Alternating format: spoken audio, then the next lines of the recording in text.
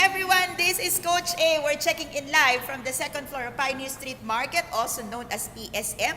We are located inside HMR parking compound across TV5. This is along Reliance Street from the city of Mandaluyong. You are joining me for Coaching Tuesday. This is Kapehan night and this is Coach A. Just in case this is the first time that you're joining me, if you are watching this on a replay, I am Coach A. I'm a certified life coach and there are two things that I'm doing. One thing is I coach people back to life of freedom, life of joy, life of empowerment. I empower people to be mentally fit so you can stay alive and live beautifully.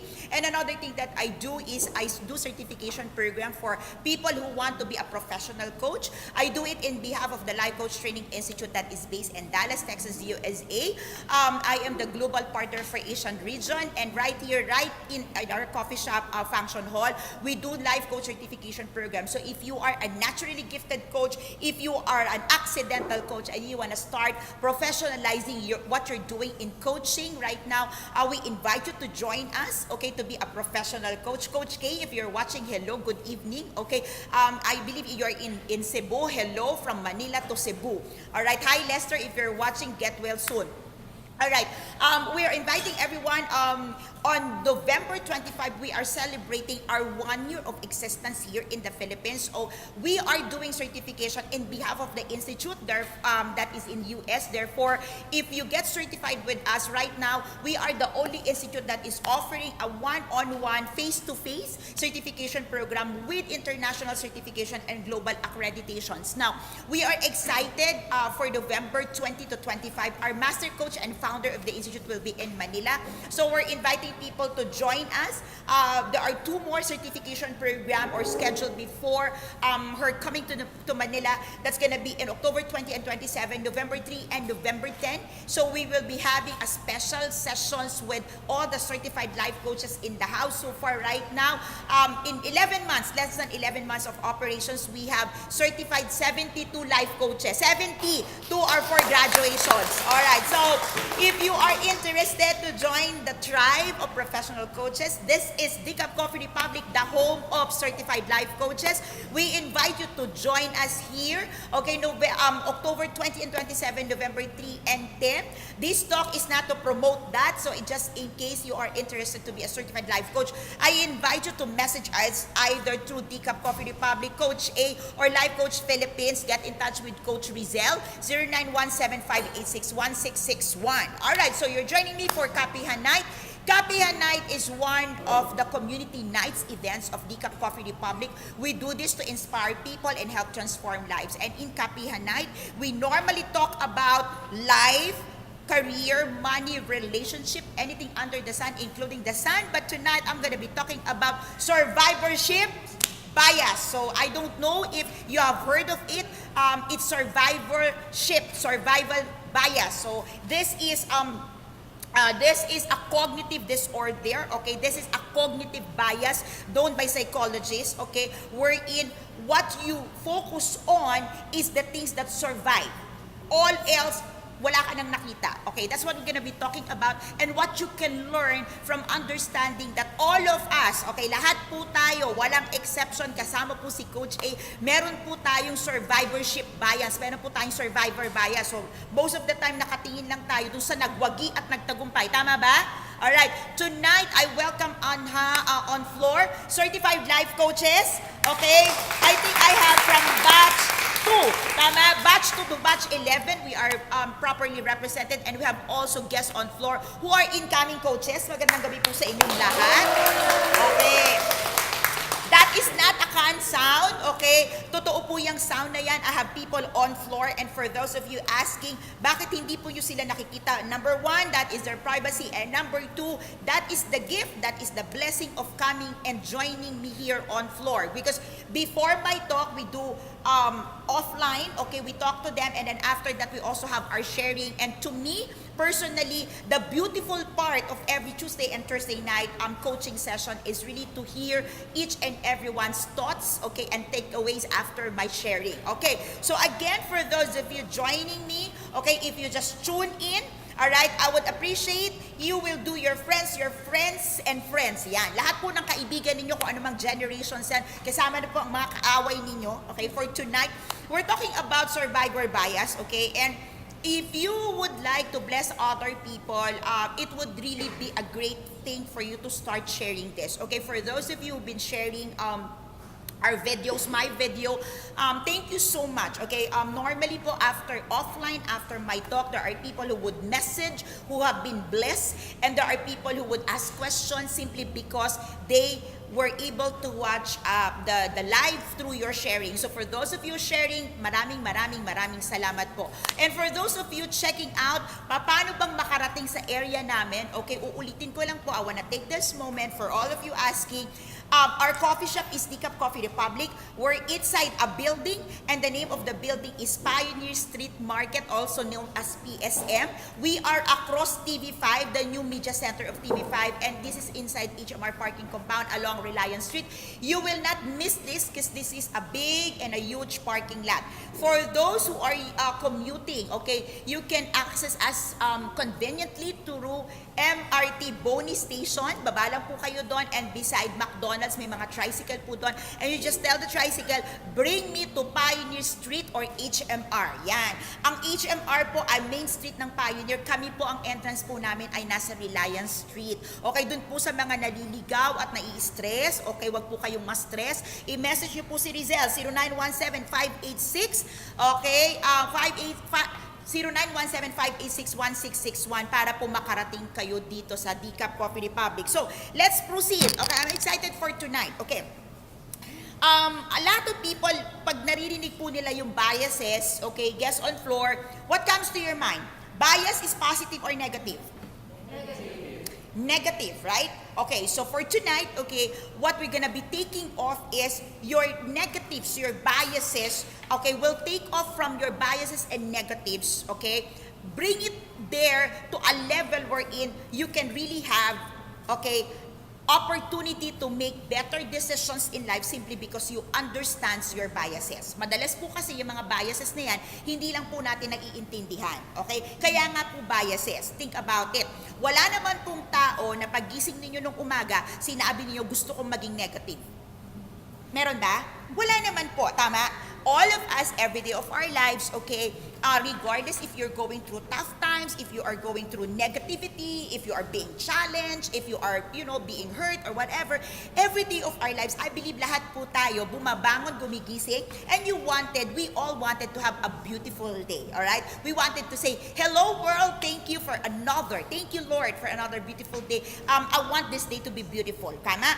However, we have really, sabi po nung iba, limiting beliefs, okay, iba pong tawag natin dyan, okay, self-talk, destructive self-talks. But tonight, I want to take it from what the psychologists would refer as survivorship bias. So sabi po nila, ito po ay cognitive bias. Ibig pong sabihin nun, pag nakita po natin itong mga situations na to, automatic meron na po tayong biases. Okay?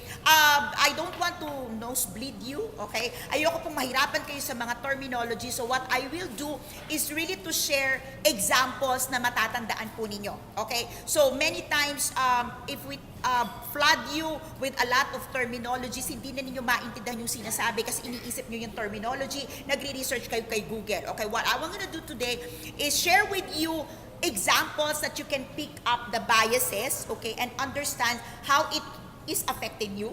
Okay, you might be in the same shoes, you might be in this similar situation, and how can you make better decisions based on that. Alright, so lahat po tayo, okay, including myself, no exception, we love survivors. Come on.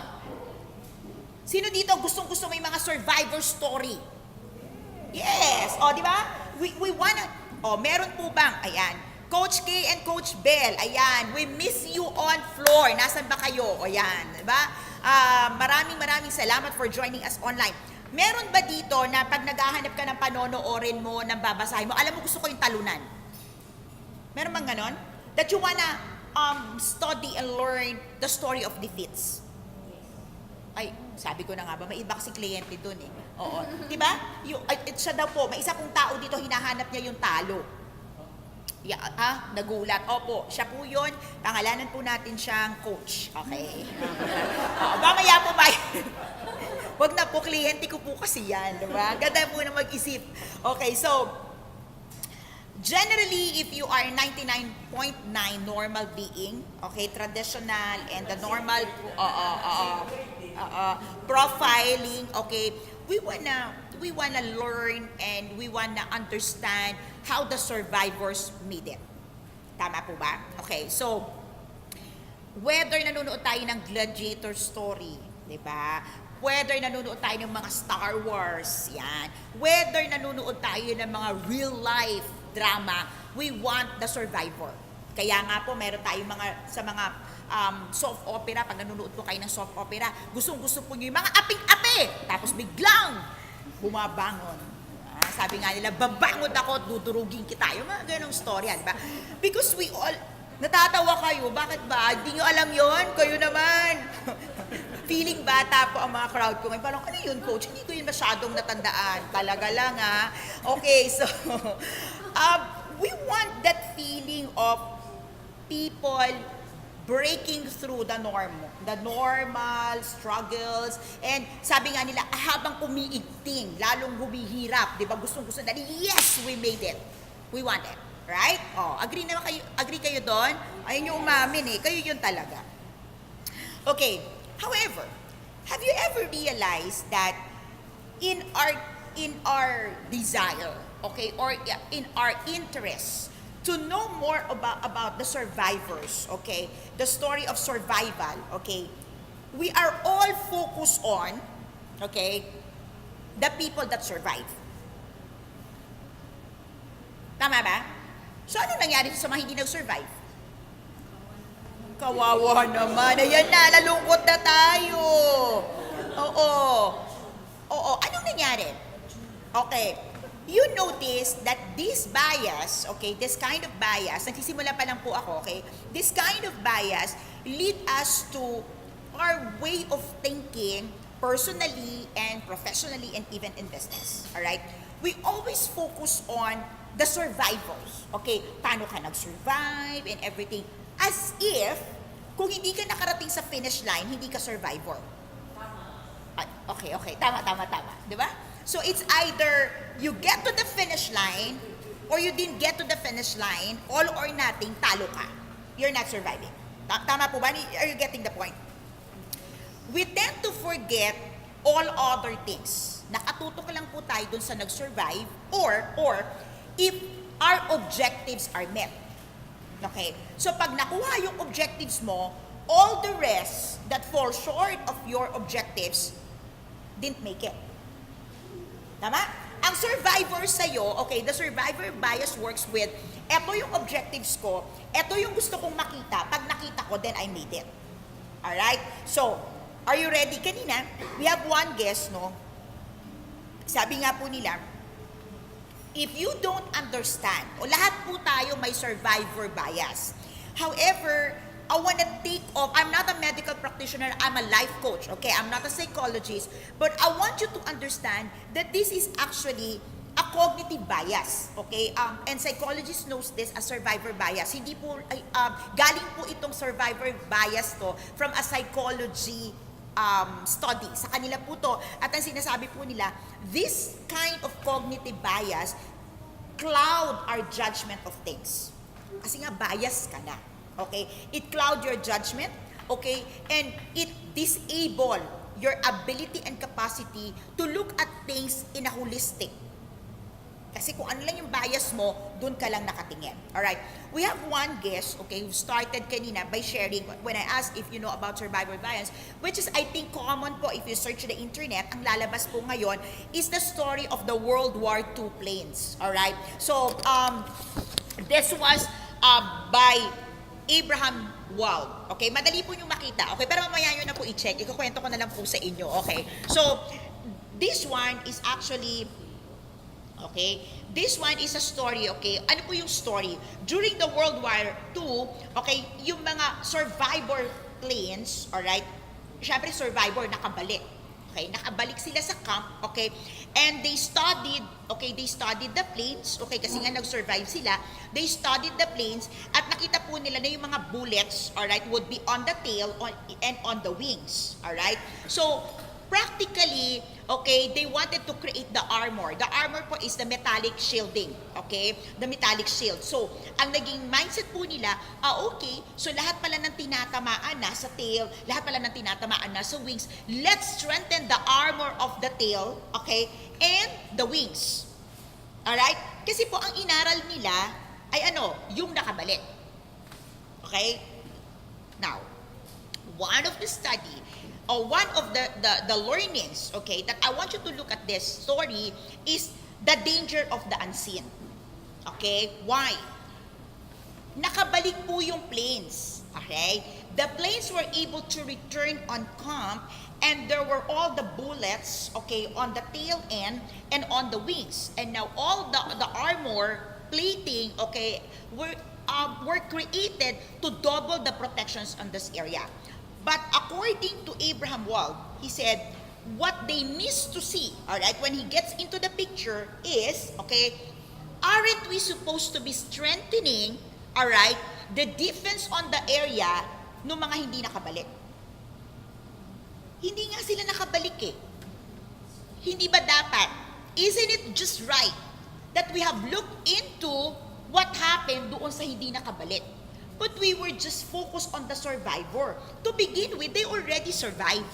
So what happened? And now they realized, okay, when this man gets into the picture, that really the difficulty was the engine portion. Because when you hit the engine portion, that's it. The plane will, naturally, nanunood naman po tayo ng mga gera, pag hinit mo ang engine, what will happen to the engine? Burst. Okay, babasahin ko lang po ito from Coach Jendy. Okay, oo nga po, thank you for making me realize that a survivor is not only about the one who reached the finish line. Tama yun, Coach Jendy. Because think about it, before kang makarating sa finish line, may mga competitors. And somehow along the way, those competitors or people running with you towards the finish line may be the people who sacrificed for you to reach the finish line. Right? Uy, pumalakpak naman kayo doon. Tama? A lot of times, alright? And that's where I wanna come in. The danger of the unseen is my lesson for that. Many times we focus our story, we focus our decisions on the survivors. Be it in a company, be it in the company, Coach Len, yung sinasabi mo kanina, be it in our family. We focus on, grabe ang galing niya, she made it. So ano pong nangyari doon sa hindi nakabalik? Patay? Wala na? Kalimutan na? Labas ng bahay? But for all you know, they're still alive. Aren't they even be more survivors? Kasi buhay pa rin po sila kahit wala sila sa camp. Right?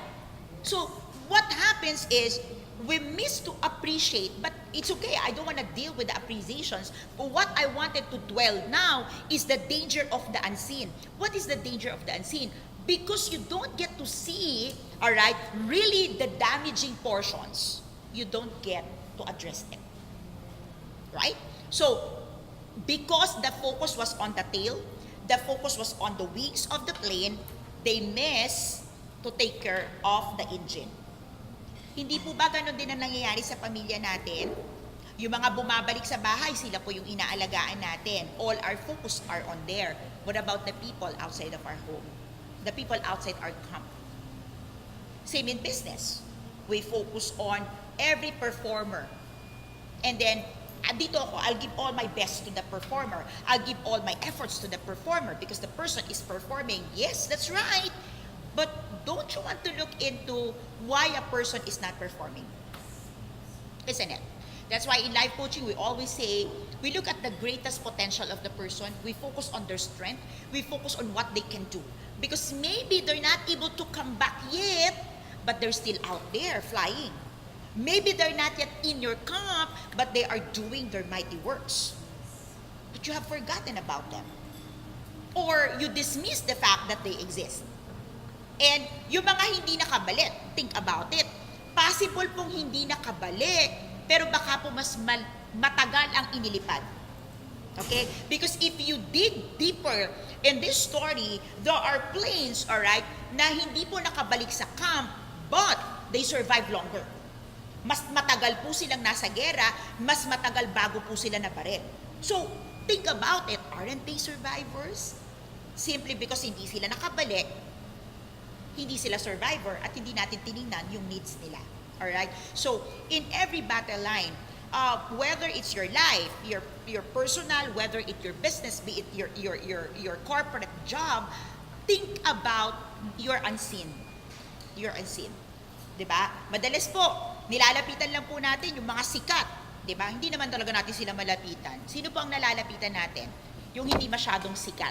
Tapos sabi nito, hindi pa kasi sikat, lapitan ko na. Alam niyo po, sa totoo lang, there's so much wisdom to the people who are really willing to give their heart, their wisdom, their time to you.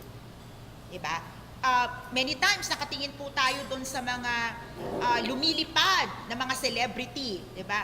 Malalas po, nag-google tayo. We wanna listen to people in the internet. Ito na lang po. Okay, bato-bato sa langit, ang tamaan ay sa Paul. Okay, Coach A checking in. Okay, ito lang naman po. Many times, okay, when you check the internet, people will always tell you 7 steps, 10 steps, 12 steps to overnight success. Yes? They will always give you that. Alright? Enter my mastermind. Enter my class. I'll give you 7 steps to success. 7 steps to freedom. If that is true, bakit po may mahirap pa ring tao?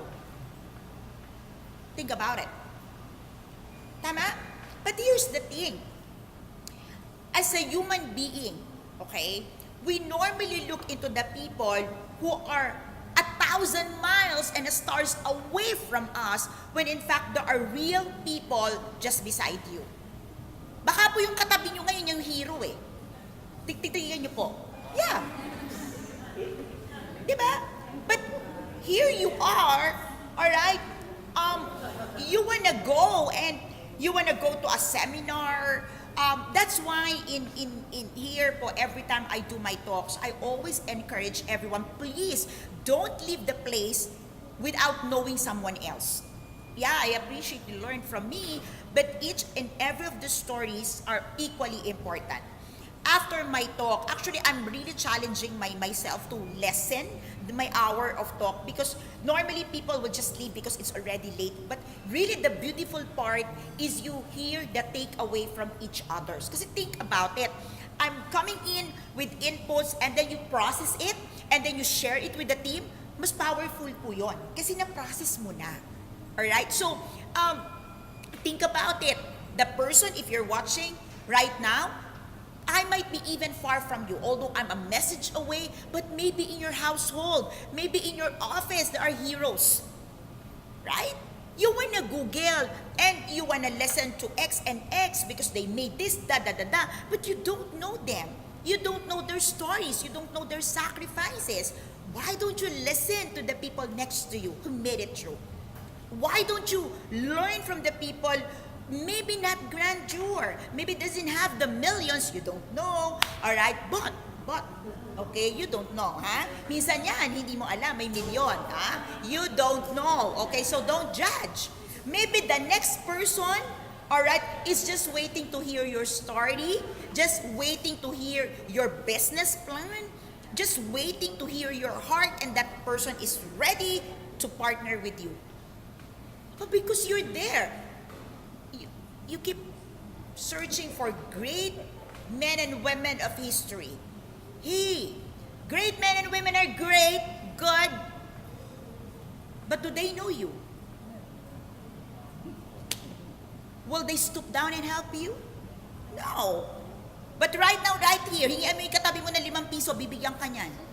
Subukan mo lang. 5 pesos. O, 10 piso naman daw. Isn't it? Oh. 5 million ang hinihingi. 5 pesos lang po ang sinabi ko. Don't quote me for that. Right? So, if you're hungry today, hungry for knowledge, hungry for opportunities, hungry for open doors, blah, blah, blah, and you go search the internet, pay for all your classes for people you don't know and don't know you as well, and then, sinunod ko naman, coach, walang nangyari. Malamang, may tinatawag po kasing marketing. Sorry po, pasensya na po sa lahat na nagtuturo internet, nagtuturo din po ako online. Sorry po, but I'm talking to you on a perspective that please see the value of people you know and who knows you. The people you value and who values you as well. Sa bahay mo, meron yung mga taong yan. Baka hindi na nagsasalita, pero mahal ka niyan. Baka hindi lang halata, tanungin mo lang. Alright? Oo, tanungin mo na, mahal mo ba ako? Ganon.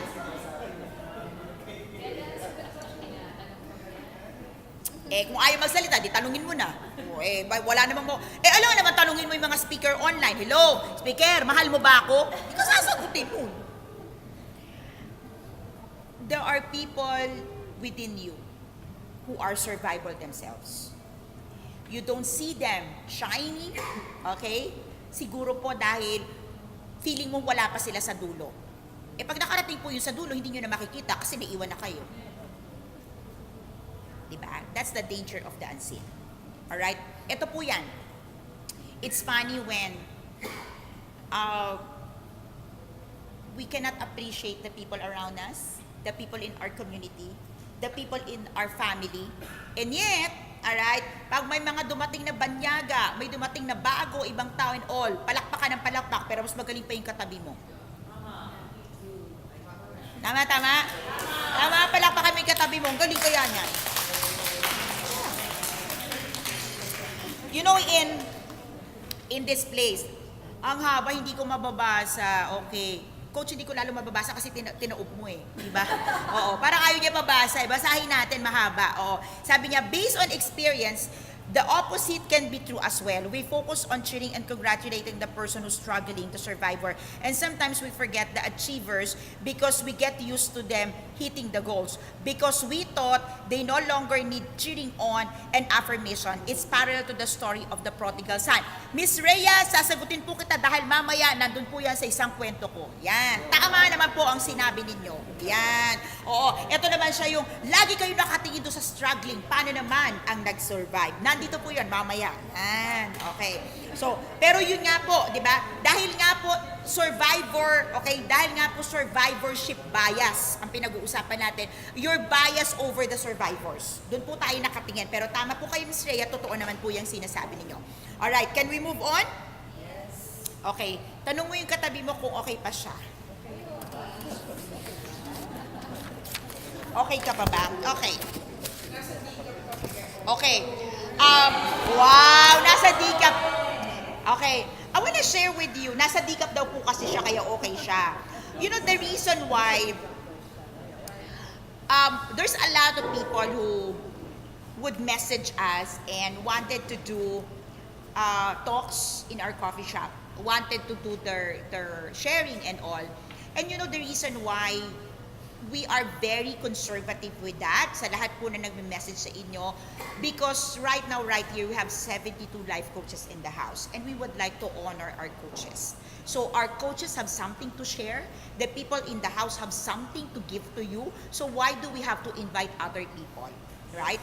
So, there are, every Friday po, we do open mic. And the open mic, we've been doing this for 2 years from the time na nag-start po kami. The open mic is free. Wala pong bayad yan. Ini-invite lang po natin yung mga tao kung gusto po ninyong kumanta on a Friday na to chill. Alam niyo po ba yung just to share your talent, to have funs? Alright? Okay.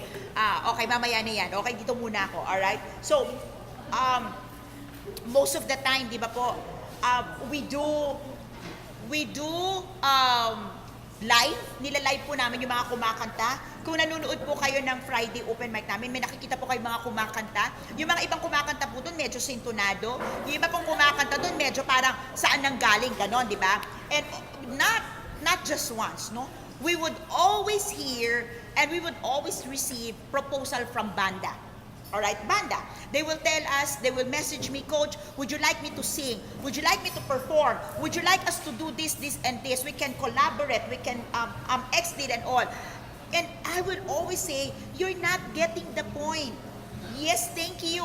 Thank you that you wanted to perform. Thank you that you want to bless our stage. Yes, thank you that you're professionalism, you want to show on stage. But you see, alright, what we wanted is for our people, for our guests, for our community to be encouraged to get out of their comfort zone, to share their story, to share their masterpieces, their poetry, alright, and to sing even for the first time. That's what open mic is. Alright? So, di ba po minsan, sa church, di ba, we make the song so beautiful na hindi po tayo makakanta. But isn't it even more beautiful kung lahat tayo kumakanta? Tama po ba? So, yun po yung pinanggagalingan nito. Alright? Tama po? Oo, tama, di ba? Alright, so, number 2. Lesson on luck. Di ba kanina, the danger of unseen. Okay, lesson on luck, the reality of luck. L-U-C-K. Luck, swerte. Sino dito naniniwala sa swerte? Sa malas. Ano po, Coach? Malas kasi yun. Huwag daw po kayong maniwala sa swerte, malas daw yun. Okay, I'm gonna share with you a story. Okay? Ang tawag po dito is extrasensory perception. Ito po yung back in ESP. Narinig na po ba ninyo? Alam niyo po ba yung ESP? Yes? Ano yung ESP? Extrasensory perception. Ano yon ESP? Kayo talaga. Napakahusay. Okay. Yun po ang tinatawag natin na sixth sense. Alright. So, back in 1930s, okay, babasahin ko po yung kwento. Dr. Joseph Rhine set out to test whether or not ESP really existed. So gusto po niyang i-test kung totoo ang ESP. Sino po ang naniniwala sa ESP? If you're watching, connect. Okay, give me some emojis. Naniniwala ako sa ESP. Sino naniniwala sa ESP? Sino naniniwala sa sixth sense? Sino sabi wala akong pakialam? Kahit ano itanong mo, Coach. Yan tayo.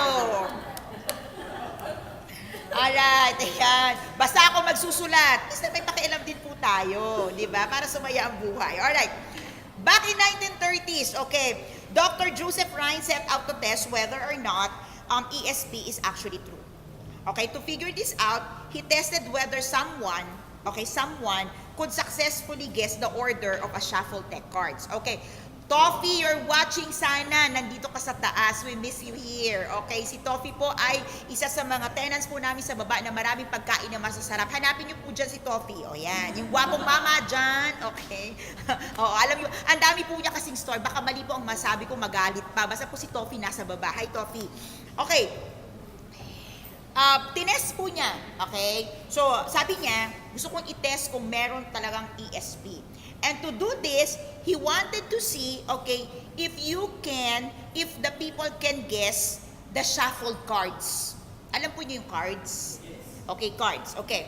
But what he does, okay, instead of using, by the way, he used 500 people in the experiment.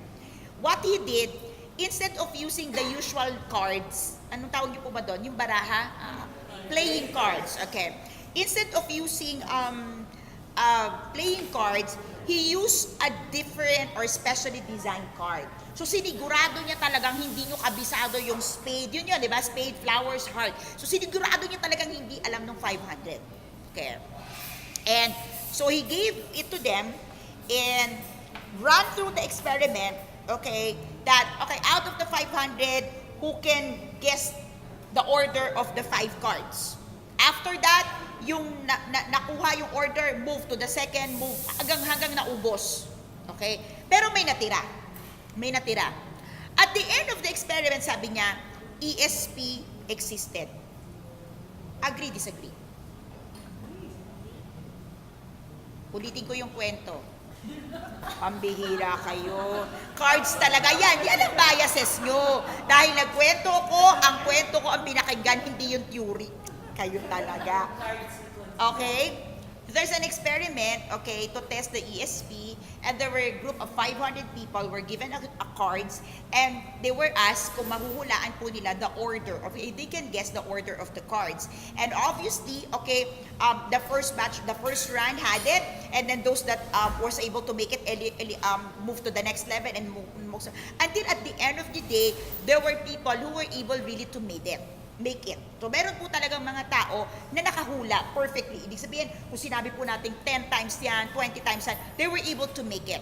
And the conclusion was, ESP existed. That ESP is true. My question is, do you believe, based on this existence, okay, sixth sense, I believe. Tama po. Yeah, ESP is sixth sense. Yeah, you're right. Okay, my question is, based on the experience, do you agree, would you believe that indeed ESP exists? Po? Yes? Okay. Maganda to. Bababa ko muna yung coffee ko, ha? Okay. True enough, meron pong nakarating sa dulo ng mga tao. Okay. Talaga po bang may ESP sila? Or it was a simple luck na nahuhulaan nila yung order? Yeah. What happened was, you created the scenario, the person created the scenario, and to fulfill the scenario, ito yung sinabi niya. But the question is that really the way to test ESP? So why did you say yes? Right? Could it be a simple matter of luck? Tama ba, Sir Flor? Yeah. Di ba many times, okay? You know, in marketing, this is, I always say, yeah. Sales and, I came from a sales and marketing, work for the longest time. And I would always believe this. Kung anong number ang gusto mong palabasin, mapapalabas mo. Depende yan kung saan mo gustong titingnan. At kung anong ipipresent mo, side of coin. Diba? Because gusto mong patunayan na may ESP. And indeed, meron talagang nakakahula. Could it be na sinwerte lang silang manghula? Because the question is that really the way to test the ESP? Pero kayo, nung kinuwento sa inyo, yes! Meron ngang ESP. Yes! Nag-i-exist nga ang telepathy. Sino may sabi? Now, napahinto kayo, di ba? Baba po natin sa buhay. Yan. Okay? So, para po ito, daanin lang po natin sa masayang usapan. Yan. Madalang usapan, di ba? Kaya ako po sinabi, the case of simple luck. Luck, swerte ka lang ba? Because ganito po yan eh. Many times when you are being pursued by someone, di ba? Sasabihin mo, grabe, ito na siya talaga, mapagmahal, lagi akong binibigyan ng flowers. Hindi kaya swerte lang may-ari sila ng flower shop? Okay? O kaya, talagang ipinag-pray ko kasi magandang magsulat ng love letter. Hindi kaya poetic lang talaga yung tao? Law of attractions, right? Because sabi nga ni Coach Celia, your vibe attract your tribe. Tama po ba? Yun yung vibe mo eh. So you get it. And then you would say, grabe, ito na sagot sa mga dasal ko. Diba? No, pinagdasal ko talaga na makakapag-asawa ako ng creative artist. Tapos lagi ka pumunta sa mga paint exhibit. Sabi ko na nga ba, ikaw ang match ko. Malamang, doon ka nagpunta araw-gabi. Iniportan mo.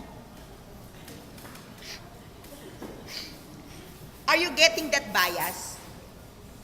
There is a real situation. Okay. And yet you don't want to test it the way it should be tested. You created an opportunity to test it according to your desire, according to your own parameters. At kapag nangyari, sabi ko na nga ba? Ganon. Huling-huli kita. Ano daw? Ganyan. Diba? That's why you've got expectations and reality. Kasi sino gumawa ng expectation? Ikaw. Sino ang nag-lead to the expectation? Ikaw din. Yes? You're getting that bias, di ba? A lot of times, we don't get the right answers because in the first place, we ask the wrong questions. Does it sound so negative? Hindi po. If you ask the wrong questions, you will get the wrong answer. Okay? Example, your husband, your spouse, forget to kiss you or to say goodbye, whatever, today. Mahal mo ba ako? Yes. Bakit hindi ka nagpaalam? Do you equate love sa hindi nakapagpaalam? Di ba pwede nakalimot lang, tumanda lang, ganon? Right? In a generations where we're used into yung nagmamano, nagbe-bless, tama? And then now, it's shifted, okay, to nagkikiss.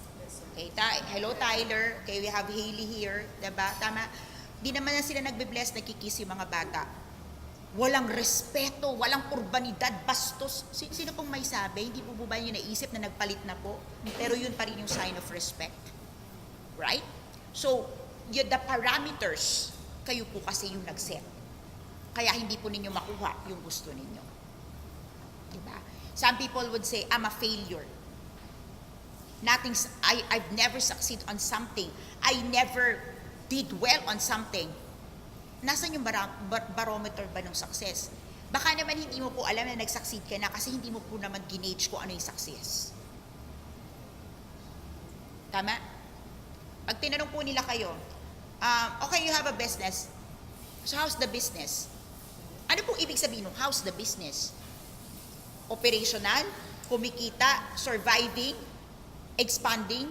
Some people who are already on the expansion stage, pag sinabi mo house business at sinabi niya sa'yo, not really good kasi hindi pa siya nakapag-expand. Pero making money. Right? Sorry? Sasabihin nila agad lugi. Natatawa po ba kayo? Tama? Tama? Perspective. Bias. Para din po yan dun sa deck of cards. Para lang din po yung telepathy. Gusto mong i-test, gumawa ka ng sariling way of testing, hindi mo naman binalidate if that's the way to test. Kaya nga po sabi natin, a business, if you're a business owner, have a life stages. Ang negosyo po may life stages. May kick-off, may jump-off, may ramp-off, meron po lahat yan. Alright? And then, kakabukas mo pa lang. Hindi ka kumikita. Lugi eh! Lugi, kakastart mo lang. Investment mode. Ma'am, tama po ba? Nung nagbukas po ba kayo agad ng operational po kayo, lahat nakuha ninyo. Right?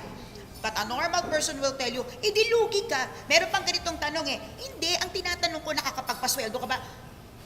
Oo, nakakapagpasweldo ko, pero hindi ibig sabihin, kinuha ko dun sa income. So, ibig sabihin, that's not the way you're looking at it. Some businesses takes 3 years to run. Some businesses takes 5 years. Some businesses takes 10 years. Some businesses take 1 month. For some, 1 day. Fishball, 1 day. Bibila ako ng fishball. Pag niluto kayo, binili nyo lahat, di bawi. Tama? Bawi. Tama. May kinain pa ako. So, depende. Anong klaseng negosyo? Tama po ba, Mama Bel? Okay po ba tayo? Yes. Okay. Ito na. Entrepreneurial syndrome. Yan. Sino po dito ang mga entrepreneur by hearts? Okay, if you're watching, please comment, yes, I am. Sino po dito ang mga entrepreneurs by heart? O sige, entrepreneur. Ano yung entrepreneur? Negosyante po. Gusto mo magnegosyo.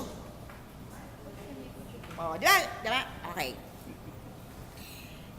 It is really all of us wants to succeed, right? Okay. Does any one of us studied those who failed in business? Meron ba nag-aral? Meron ba dito nag-research kung anong nangyari doon sa mga failure? Do you know that this is interesting? You can check Google. You know what's interesting? Even if you search Google for businesses that failed, okay, or did not succeed, tinest ko yun wait lang Okay, if you press it, for example, people who failed in business, pwede nyo i-type yan. Okay, mamaya na po kasi nakikinig pa kayo mamaya, okay? So, tinest nga sabihin ko nga coach, dali lang po, mawawala ako pag ginawa mo yan. People who failed in business, you type it. You know what's interesting? Ang ilalabas pa rin po ni Google sa'yo, okay, People who failed and made it through in business. Successful people who failed at business for the first starter. 12 famous people who failed before succeeding. So, nandun pa rin yung success. O, di ba bias? That's entrepreneurial. Kahit kung anong gawin ninyo, na-research nyo dyan, try nyo po talaga, tinry ko eh. O, lalabas pa rin sa'yo. Ayan, okay. The person who failed, was rejected, that made it through. Balik na naman sila dun sa success story. Okay, now, here's the thing. Tingin po kayo, entrepreneurial bias po yung pinag-uusapan natin dito. Okay. You know what? Ano po yung ginagawa nito sa buhay mo? This is the third story. Ano pong ginagawa nito sa buhay mo? Okay. Sino po dito ang mga nagbasa na po ng mga entrepreneur na nagsimula sa garage?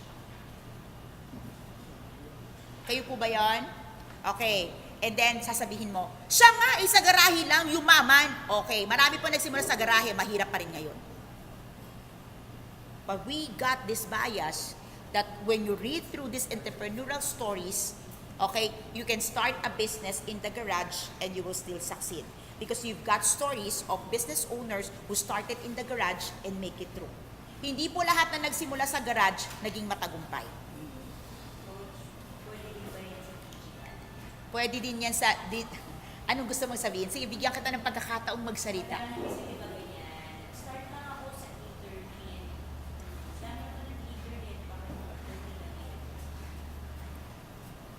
Di ba? All you need is a laptop, is an internet, and you can be a billionaire, a millionaire overnight, in 3 months, in 4 months, in 6 months. Okay? Alam niyo po, marami po mga 5 taon na po nasa internet, wala na pong makain. Butot balat na po. Kasi hindi naman niya alam kung paano niya gagawin.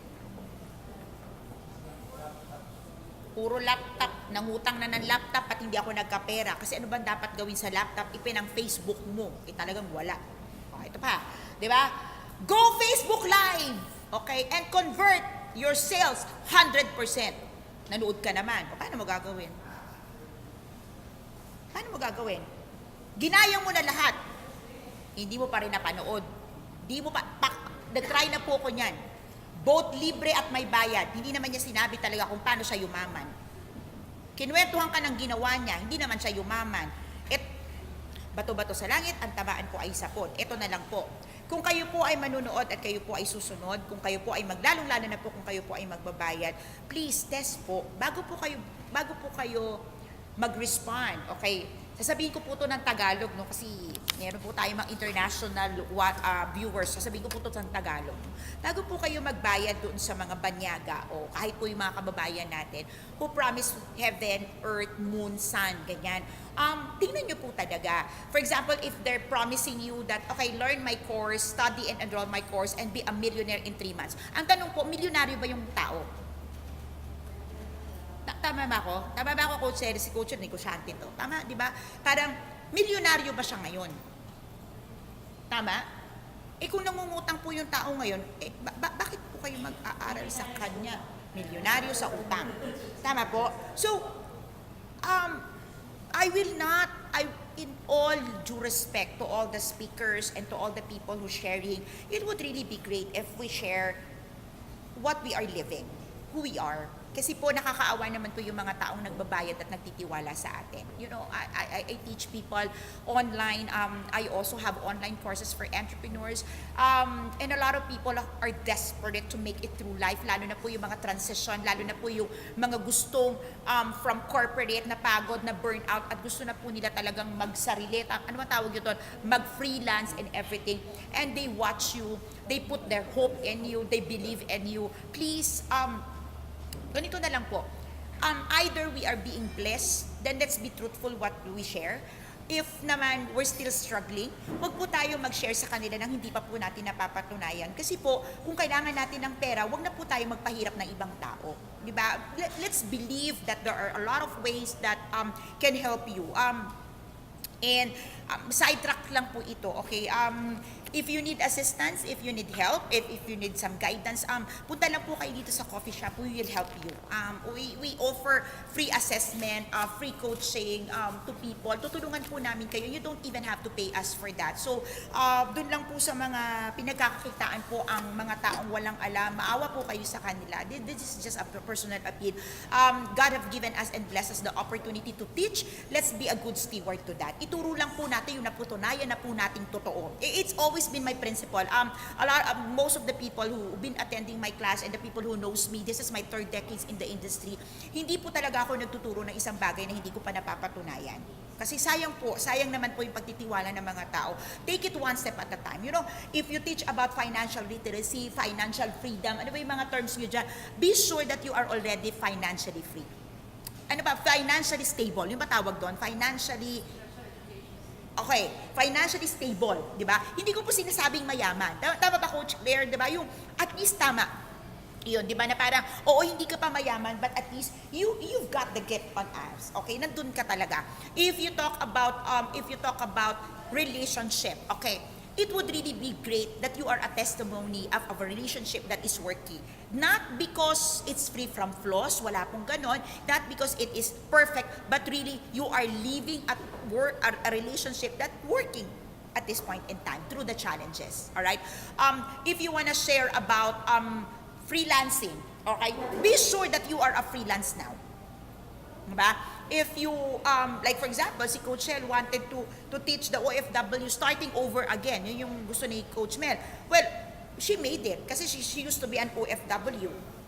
Sel, tama, si Coach Shell. She used to be an OFW and she was able to start over again. Diba? Eh mahirap po yung magtuturo ka for the OFW, tapos tanungin ka, saan ka nagtrabaho? Wala, dito lang sa Pilipinas. Eh hindi ka OFW. Ay, sorry. Pasensya na po. Wala naman po akong pinariringgan. Kayo naman. Alright, so, okay. The thing here is, walk the talk. Okay, walk the talk.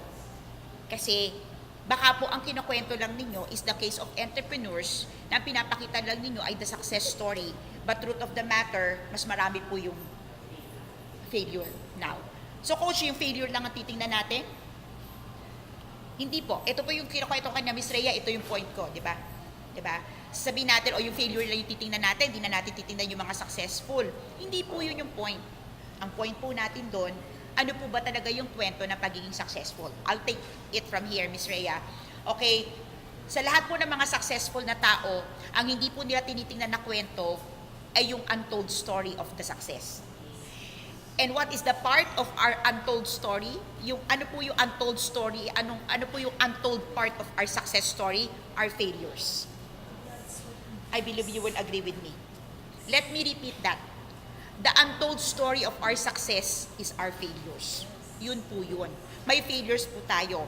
Ang problema lang po, not a lot of people wanted to see our failures, or not a lot of entrepreneurs or a lot of successful people and a lot of survivors are willing to say their failures. Tama? Or, kabaliktaran naman, Coach Shell, di ba? They stop on the backstory. Kanina I had a very good talk with Coach Celia. Ang ganda lang ng thoughts, di ba? We don't stop with the backstory. From the backstory, what's next? Clear? Alright. And I'm gonna land on my 4th example, prognosis. Alam niyo po ba yung prognosis syndrome? Ano po yung prognosis syndrome? Ano yung prognosis? Diagnosis. Prognosis. Okay. Sino po dito ang may case na po ng cancer? Terminal disease. Oh, yung alam, hindi po kayo may cancer. Hindi po yun. Ibig sabihin, nakarinig na po kayo ng mga terminal illness, cancers and all. Sino po? Ako po yun. I lost my father with cancer. Nakita niyo po yung the prognosis syndrome is like this. Pag nag-research po tayo sa internet, titingnan po natin na gaano ba katagal from prognosis, ilan ang survival rate, di ba? Ilan ang nag-survive with this disease, how do they survive, how long were they live. Tapos, kinakausap po natin yung mga survivor, di ba? Ito po yung tanong. Tingin niyo po ba talaga madidetect kung gaano katagal yung survival? Hindi. Alam niyo po kung bakit? Kasi depende po yung kung kailan nagpa-check up eh. Yeah. Meron pong mga ibang tao, hindi na po nagpa-check up na matay, pero baka po may cancer na sila ng 5 years. Hindi lang po natin alam. Di ba? Meron naman, kaya sabi ko, grabe, ang bilis naman. Bakit sa'yo namatay agad? Hindi lang po kasi nagpa-check up, kaya namatay agad. Di ba totoo? Cancer po yung pinag-uusapan namin dito. Kayo talaga tumatawa kayo. Di ba? Hindi ko po masyadong palalilimin kasi I understand you're getting my point on the prognosis. Ito lang po yan. Ano po yung gusto kong sabihin doon sa personal application sa buhay ninyo? Okay. Many times, tumitingin po tayo sa sitwasyon ng buhay kung ano yung nakikita mo ngayon. Kung kailan mo nakita yung sitwasyon. Kung kailan mo nakita yung problema. Pero sa totoo lang po, ang problema hindi nangyari overnight. Bakit nagbago ka na? Ay matagal na po siya nagbabago. Every day of their lives, hindi mo lang napansin kasi busy ka. Yan. Mas malala ang sabi ni Coach Candy, matagal na siyang ganyan, hindi mo lang nakita. Nagising ka lang, kaya alam mong ganyan siya. Hindi po love life ang pinag-uusapan natin dito, ha? Okay. Yan tayo. Di ba? Whenever I encounter issues on manpower, I do performance coaching. And whenever a client will tell me, deteriorating yung performance ng employee, sino dito ang can connect? Diba? Pumasok naman ng maayos, ang tawag po ninyo to, deteriorating performances, right? And a lot of companies would really put a lot of money, Coach Sean, tama? Yung posting ko kanina doon sa live coaching, yung gusto kong sabihin, diba? You put a lot of money to recover the employee and all right? You know, my first question would always be like this.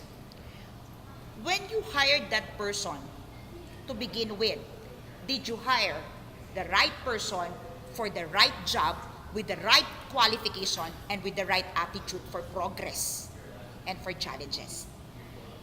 Bakit po? Pwede po kasing mali yung qualification, tama yung post. Pwede pong tama yung tao, nag-fit siya doon sa qualification, pero yung qualification mali doon sa post. Diba? Pwede din po kasing tama yung attitude for progress, pero yung attitude mali for challenges. Okay? Is it possible that you hired the wrong employee, or you hired the right employee, but because you are an ugly boss, you turn out that employee to be a monster? Uulitin ko po yan. Did you harsh ba? The reality here, I'm talking about prognosis. We always look at our employees, we look at people, we look at our relationships na nagbago. Alright? 2 questions. Did you hire the right person? Did you get the right partner? Did you marry the right man, the right woman? Diba? Did you enter into a right partnership to begin with? Alright? Because if the answer is yes, okay? Because if your answer is no, di kasalanan mo, bakit ka nagre-reklamo? Ikaw yung nagkamali. Bakit niya kasalanan? Ikaw yung nagkamali. And if you answer me yes, meaning at the beginning of the relationship, tama yung tao, what happened? Bakit lumabas yung monster? O sino ulit na may kasalanan? Kung hindi ko nakita, o di malamang sinong nagkamali? Sinong nagpaloko? Alam nga namang ako.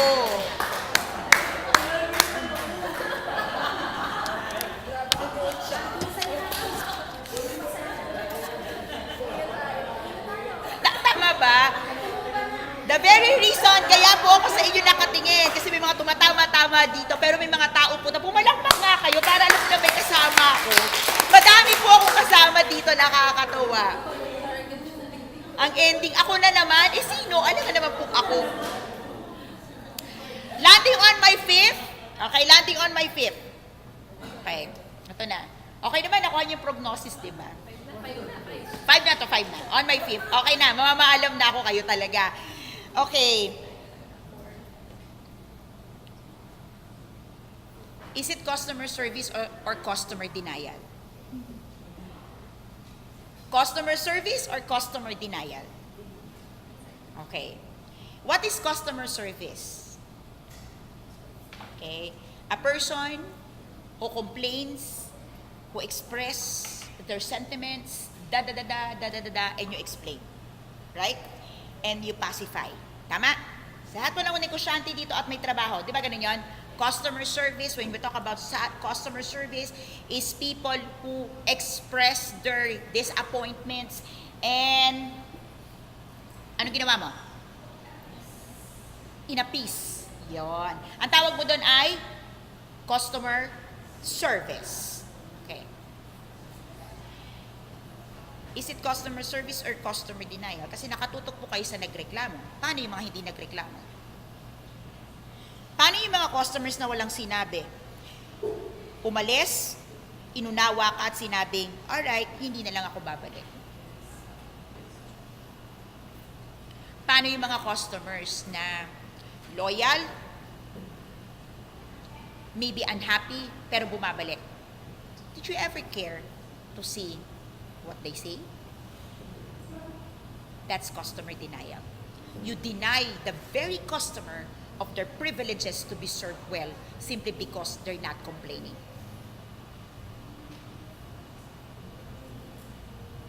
You reward the people who complain.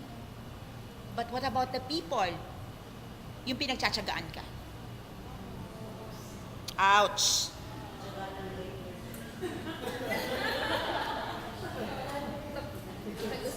Tumatagos ba to?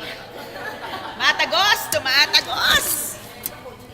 Ano ba? Oh, 5 na lang, 5. Last na po ito, last.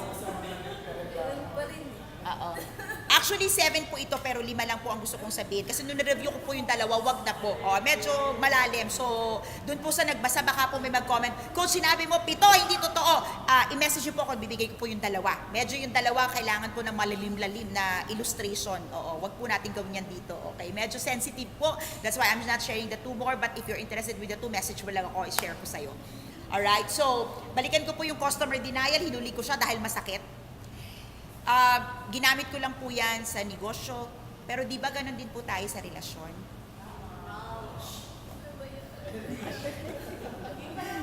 Yung mga tao po na nagko-complain, yung mga tao pong mareklamo, yung mga taong nagrarant, sila po yung palagi nating sinusuhulan, sinusuyo, pinapansin. Paano po yung mga taong tahimik lang at naghihintay ng pansin ninyo? Paano po yung mga tao na diba? Ito yan eh. You pay attention to the most demanding people. Pero yung mga hindi nagdi-demand, pinababayaan mo. Sabi ko po sa inyo may tao, hindi po kansa. Isn't it? Diba? We pay attention, we give attention kapag may nagrarant, pag may sumisigaw, pag may nagre-reklamo, pinapacify natin sila, binibigyan natin ng regalo, lahat na lang ginawa natin. Paano po yung mga customer na pinapanood lang po tayo, sinatsaga at inuunawa tayo? Yung mga tao pong mahal tayo sa buhay na naghihintay lang ng atensyon natin. Hindi po ako nagsabi nun. Meron pong coach na nagsabi nun. Okay? Sometimes, no, this one, tao lang naman, no? I wanna share this, no? It's a bit, lack of better term, no? Minsan a bit disappointing. There are people who would really buy, e-books in the internet, pay like $10, $50, $100, diba? Just to get a resource material. And here you are when you share a resource material, they don't care, they can't even say thank you. Sinson, wala tang sinabi, ang yabang. Diba? Magbayad ka kaya. Pero pag pinabayaran mo, excited sila. Diba? That's customer denial. Diba? Why can't you appreciate people who really care for you? Why can't you appreciate people who doesn't demand things from you, but truly serves you? Why can't you really put value to the things that you don't even have to shell out money? The best things in life are always free because it's being paid with the heart. This is Coach A. Good night, everyone.